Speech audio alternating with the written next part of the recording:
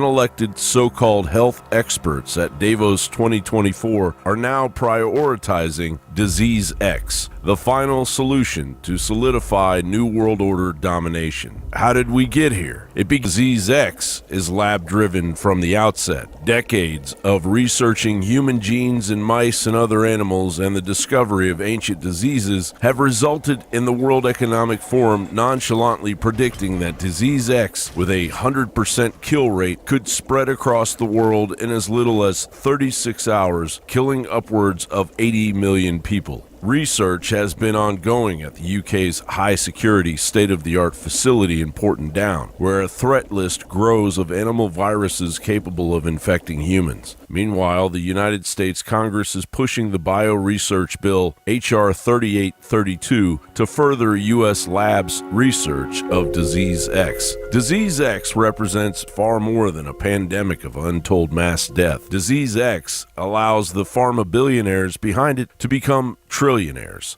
Now, Disease X, I've been teaching this sort of thing pretty well full-time since 1990.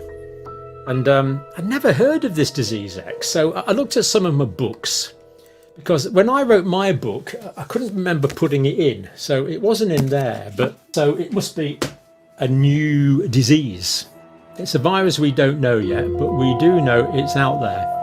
But the video I was doing yesterday was examining a particular virus that was experimentally used to infect mice, caused a disease of the brain. And at the end of the study, none of the mice at the end of the study were alive anymore.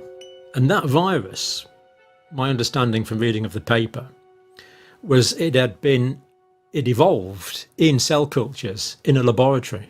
So as a result of going through cell cultures in a laboratory, the function of the virus had been increased. So is the next pandemic really preventable? While simultaneously allowing the World Health Organization's pandemic treaty to reach into sovereign nations and bypass their governments, a policy-shifting Trojan horse that was rehearsed at the Clade X tabletop exercise by the Johns Hopkins Center in Washington, D.C. in 2018. The World Health Organization estimates that 150 million people have died. That's approximately 2% of the global population. In the U.S., there have been an estimated 82 million severe cases and 15 million deaths. At least 5 million Clade X deaths happened because adequate medical care wasn't available. The Dow Jones Industrial Average is down 90%. The GDP down 50%. It was only by nationalizing the healthcare system that basic medical care is still available. The government now pays for, controls, and rations all medical care. The president remains in critical condition. And while the vice president is out of intensive care, he remains unable to assume his constitutional duties. 1/3 of the U.S. Congress is dead or incapacitated. What if years? Experts tell us that we could eventually see 30 to 40 million deaths in the U.S. and more than 900 million around the world, 12% of the global population. As the expose reported, Clade X is said to have illustrated high-level strategic decisions and policies needed to prevent a severe pandemic or diminish its consequences should prevention fail, and will educate senior leaders at the highest levels of U.S. government, as well as members of the global policy and preparedness community and the general public. Disease X is coming, but it isn't some chaotic pandemic we must manage. It is a genocidal kill weapon agreed upon by the worst members of humanity.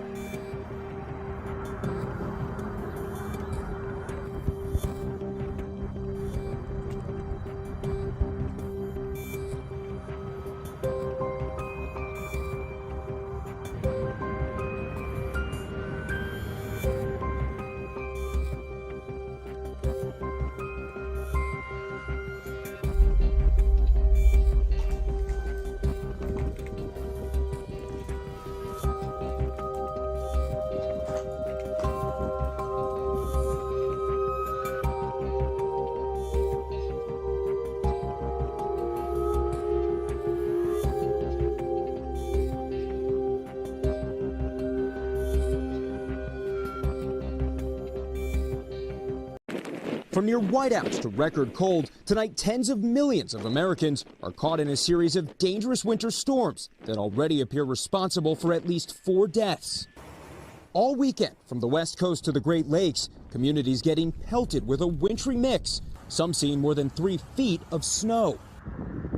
In New York, near blinding conditions causing today's Buffalo Bills playoff game against the Pittsburgh Steelers to be postponed.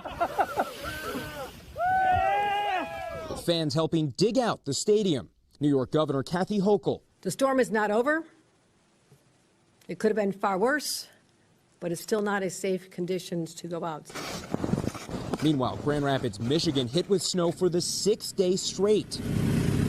Kim Davis deciding to walk roughly 90 minutes round trip to the pharmacy. But when you feel that wind, it feels really, I felt like my jaw was freezing. From the Pacific Northwest to Florida, much of the country experiencing temperatures well below average. Some wind chills making it feel like -60. In Kansas City, Missouri, last night's Chiefs-Dolphins game played on in -7 degrees, even as the Chiefs head coach's mustache started to freeze. A Saturday storm in Maine was blamed for washing away these fishing shacks.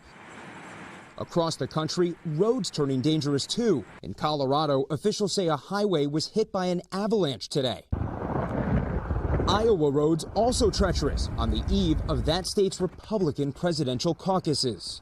Jesse joins us now from Grand Rapids, Michigan. And Jesse, that area expected to see more snow this week?